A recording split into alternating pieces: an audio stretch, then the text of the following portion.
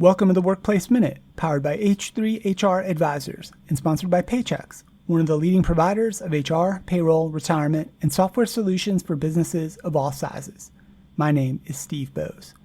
CHROs are mostly women, but their pay lags behind their male peers. Traditionally, the Chief Human Resource Officer was primarily responsible for overseeing administrative and operational tasks, including managing payroll, setting up the company benefits program, and ensuring their company adheres to labor laws. But today, the CHRO role requires much more than that and includes managing challenging, more strategic tasks such as CEO succession, recruitment, return to office plans, promoting company culture, setting HR technology strategy, upskilling workers, and much more.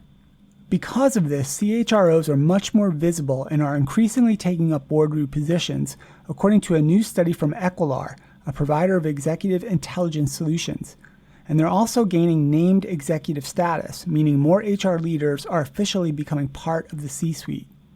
However, when it comes to compensation, CHROs aren't seeing the significant increases in pay that one would expect with an increase in responsibilities, especially women CHROs.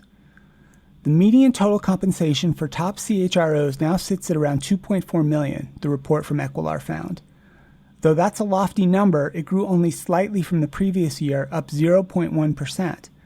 That said, it's clear that CHROs are taking on larger roles, as there has been a large jump in those gaining the status of a named executive officer, with a 192% increase in that status since the start of the pandemic.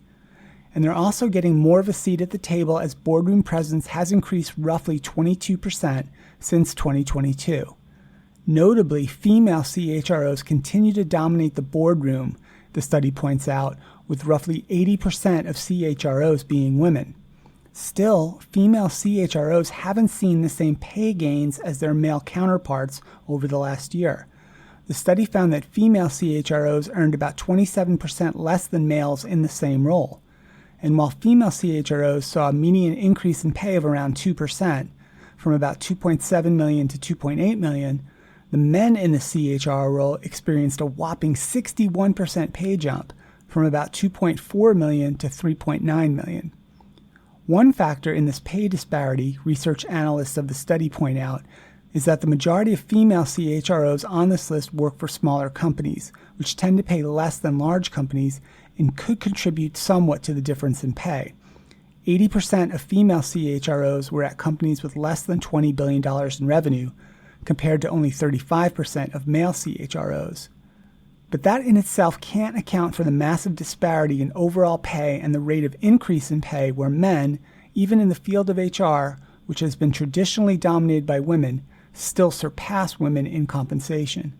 So while women make up the majority of HR professionals and comprise 80% of the top HR roles, according to the large company data compiled by Equilar, they still fall far short of pay equity with their male colleagues, and the disparity is alarmingly large. There's quite literally no reason this disparity should exist at all, and even more troubling, it seems to be getting worse. It's a sad indictment of large company boards and compensation committees, and it needs to be stopped. We will continue to follow this and all the important topics and trends in the world of work here on the HR Happy Hour Media Network. That's it for the Workplace Minute, powered by H3HR Advisors.